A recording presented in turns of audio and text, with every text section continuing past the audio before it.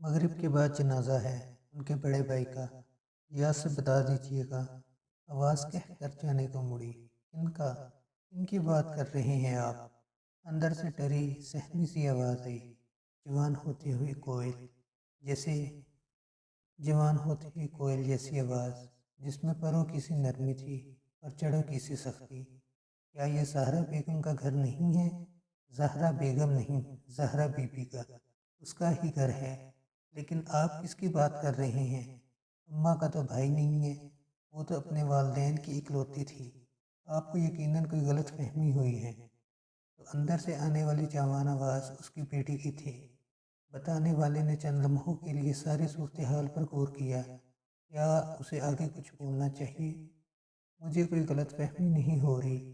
मैं उनके ही बड़े भाई की बात कर रहा हूँ। आज सुबह फजर के वक्त उनका इंतकाल हो गया है। मगरिब के बाद जनाजा है। अब बस इतना कीजिएगा कि ज़हरा बेगम आए तो उन्हें ये पैगाम दे दीजिएगा। अच्छा, तसब्सुब में कहा गया। फिर जल्दी से अगला सवाल पूछा गया। पता क्या है? किस जगह है जनाजा? उसके सवाल पर पैर खामोशी से बढ़कर सन्नाटा छा गया, जैसे पैगाम देने वाला सिरे से वहाँ मौजूद ही न हो। किस जगह है जनाजा? सारा को फिर से सवाल दोहराना पड़ा।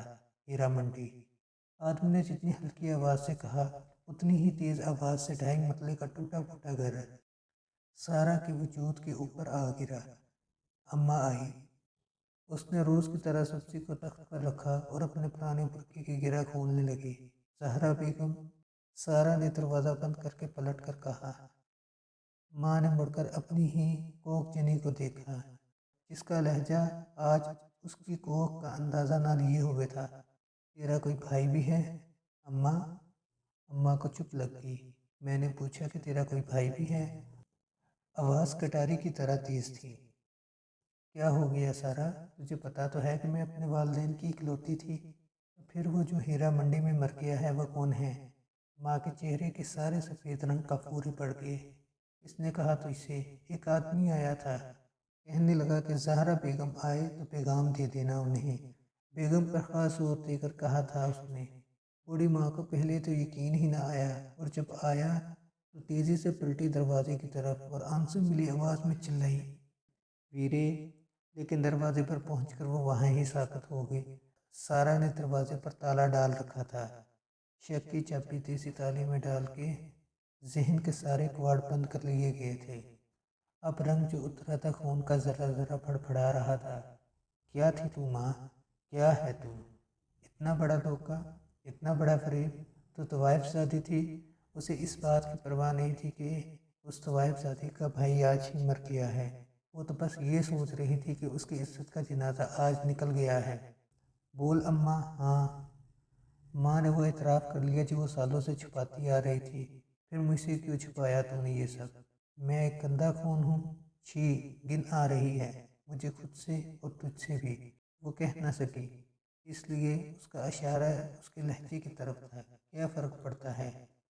मेरा खून तो अभी वही है ना, बाजारी। अच्छा, अब तुझे पता चल ही गया है तो मुझे जाने दे। कहाँ? वो उसके सामने आ खड़ी हुई, अपने भाई की मैयत पर। कल तक तो तेरा कोई भाई नहीं था, कहा ना झूठ बोल रही थी। फिर उसी ही झूठ को अब अपनी ज़िंदगी समझ ले। मेरी ज़िंदगी में तो तू वहाँ जाने से रही। ऐसा क्यों कह रही है सारा? वो मेरा भाई नहीं, मेरा बाप है। पाला है उसने मुझे। फिर सोच ले, पालने वाले के पास जाना है या उसके पास रहना है जिसको तूने पाला है? तू चाहती है कि मैं तुझे उस बदनाम मोहल्ले में जाने दूँ? मैं मुंह लपेट कर चली जाऊंगी। मुंह लपेट कर जाएगी, यहाँ इज्जत दफन हो जाएगी, तेरे भाई के साथ साथ मेरी और मेरे गैरतमंद बाप की। देख अम्मा, तूने उसे सालों से नहीं देखा, ना ही तू मिली है उससे। तो समझ, अब भी नहीं है वो। कैसे नहीं है वो? मैं मिली नहीं उससे, लेकिन वो जिंदा रहा मेरे दिल के अंदर। समझ, अब अंदर ही मर गया है। देख अम्मा, मैं तुझसे इस बाबत कुछ नहीं पूछूंगी कि क्या थी तू, कभी ताना नहीं दूंगी। लेकिन अब इस मरे हुए के पास न जा।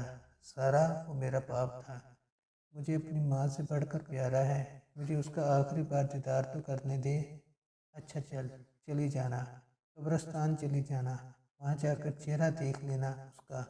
कब्रिस्तान जाकर जब उसका जनाजा पढ़ा जा चुका होगा اس کے بعد کیسے دیکھوں اس کا چہرہ، کیسے بے حرمتی کروں اس کے چہرے کی؟ میں نے تو آج تک اس کے آگے کبھی اونچی آواز میں بات نہیں کی۔ ہاں، سکینہ کر لیتی تھی کبھی کبھی، اور میں اسے ہمیشہ ٹوکا کرتی تھی۔ روتی ماں ماضی میں جا کوئی، بڑا مان تھا بھائی کو مجھ پر، میری محبت پر، اپنی محبت کی قدر پر۔ اور میں اکثر سوچتی تھی کہ جو مان بھائی کو مجھ پر ہے، کیا وہ ساری عمر نبھا پاؤں گی؟ اور میرے دل کا ڈر ایک دن سامنے آ کھڑا ہوا۔ میں وہ مان نہیں نبھا پائی سارا، اسے توڑ کر چلی گئی۔ وہ سمجھتا تھا کہ میں اس کی محبت میں کسی کو شریک نہ کروں گی، لیکن میں نے کر دیا۔ میرے باپ کو سنا تھا کہ محبت ایسی چیز ہے کہ اندھا کر دیتی ہے۔ میں تو اندھی ہونے کے ساتھ ساتھ بہری بھی ہو گئی۔ بھائی کی لوریاں جو ہر وقت کانوں میں گونجتی رہتی تھی، سب بھول گئی۔ محلے میں نئی نئی بجلی آئی تھی۔ بھائی کا دوست یاور ہمارے گھر کا میٹر لگانے آیا تھا۔ گھر میں روشنی کرتے کرتے وہ میری آنکھوں میں اندھیرا کر گیا۔ بھائی نے مجھے کبھی نہ روکا اس سے ملنے سے۔ وہ جانتا تھا کہ میں اس کو چھوڑ کر کہیں جا ہی نہیں سکتی، لیکن میں چلی گئی۔ جس رات میں زیور کے پوٹلے سنبھالے اپنے گھر سے یاور کے ساتھ بھاگ رہی تھی، عین اسی وقت بھائی کے کمرے کا دروازہ کھٹاک سے کھلا تھا اور پھر اپنے آپ ہی بند ہو گیا تھا۔ بتی جلی تھی اور پھر بجھا دی گئی تھی۔ مجھے یقین ہے کہ بھائی نے مجھے گھر سے بھاگتے ہوئے دیکھ لیا تھا اور وہ خود ہی چھپ گیا تھا۔ اس نے گھر کی ساری بتیاں بند کر دی تھیں تاکہ کوئی مجھے یہ نقب لگاتے ہوئے دیکھ نہ سکے۔ یاور کا ہاتھ میرے ہاتھ میں نہ ہوتا تو میں زمین میں ہی گڑ چکی ہوتی، وہاں ہی جیسے آج گڑ گئی ہوں۔ میں نے واپس جانا چاہا، لیکن یاور نے مجھے جانے نہ دیا، اور مرتے وقت بھی وعدہ لے لیا کہ کبھی دوبارہ اپنے گھر نہ جاؤں گی۔ تو اب کیوں وعدہ توڑ رہی ہے؟ کیونکہ میں خود ٹوٹ چکی ہوں۔ یاور نے بھائی کی زندگی کا وعدہ لیا تھا، اب تو وہ مر چکا ہے۔ آئے کیسے کیسے احسان ہے اس کے اس گھر پر۔ میری پاجیبیں آج بھی 3 بار وہی خرید چکا ہے۔ یہ گھر بھی سستے میں اس نے دلوایا، باقی کے پیسے اس نے ادا کیے۔ سمجھتا ہے کہ مجھے پتہ نہیں، جبکہ مجھے سب معلوم ہے۔ مجھے جانے دے سارا، مجھے جانے دے۔ گناہ کا تعلق نفس سے ہو سکتا ہے، لیکن رشتے سے نہیں۔ یہی بات میں آخری دم تک یاور کو بھی سمجھاتی رہی تھی۔ خدا کے لیے تو سمجھ جا۔ میں نہیں سمجھوں گی اماں، میں نہیں سمجھوں گی۔ میرے اندر میرے غیرت مند باپ کا خون ہے، میں تجھے کیسے جانے دے سکتی ہوں؟ اس بات کی ہی لاج رکھ لے جو ہمارے غربت کو وہ کتنی بار خرید چکا ہے۔ میں نے اس کی محبت کا مان توڑا، لیکن وہ اپنی محبت کی مان مرتے دم تک نبھاتا رہا۔ میں اس کی روح کا مان نہیں توڑوں گی۔ دیکھ سارا، مغرب ہونے والی ہے، جنازے کا وقت قریب آ چکا ہے، اور اگر میں نہ جانے دوں تو جاؤں گی تو میں ضرور، اور آج ہر حال میں اپنے بھائی سے ملوں گی۔ پھر گھر واپس آ کر میرا جنازہ پڑھنے کی تیاری کر لینا۔ اگر تو وہاں گئی تو میں خود پر تیل چھڑک کر خود کو آگ لگا لوں گی۔ شام رفتہ رفتہ سرکنے لگی۔ دونوں ایک دوسرے کو دیکھ رہی تھی۔ یاور سے بھی میں یہی کہتی رہ گئی تھی کہ شرمندگی گناہ سے تو ہو سکتی ہے، رشتے سے نہیں، اور وہ میرا بھائی ہے، میرا کوئی گناہ نہیں ہے، میرا رشتہ ہے۔ تجھے بھی یہی کہتی ہوں۔ روح کے مان جسم کے مان سے بھی بڑے ہوتے ہیں۔ مجھے اس کی روح کا مان نبھانے دے، ورنہ تجھے میری روح کا مان نبھانا پڑے گا۔ میری قبر پر اس گھر کی مٹی ڈالنی پڑے گی۔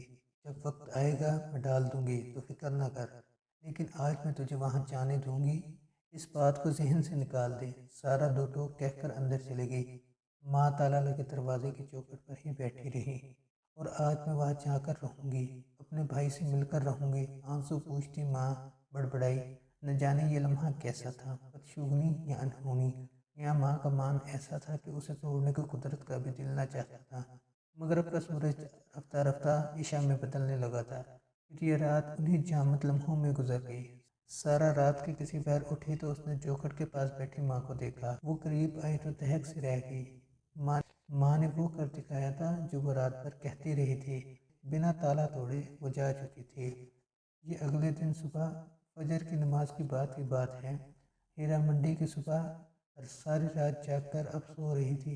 ایک لڑکی جس کی لمبی شال گلی کی گرد آلود زمین کو چھو رہی تھی، اوجھل قدم اٹھاتے ہوئے آخر والے مکان تک جا رہی تھی۔ پھر دستک دینے کے بعد دروازہ کھلا تھا اور ایک موٹی توند والا آدمی نمودار ہوا تھا۔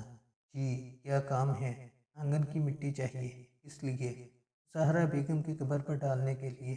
اندر بتا دیں کہ کل رات ان کا انتقال ہو چکا ہے۔ آج مغرب کے بعد جنازہ ہے۔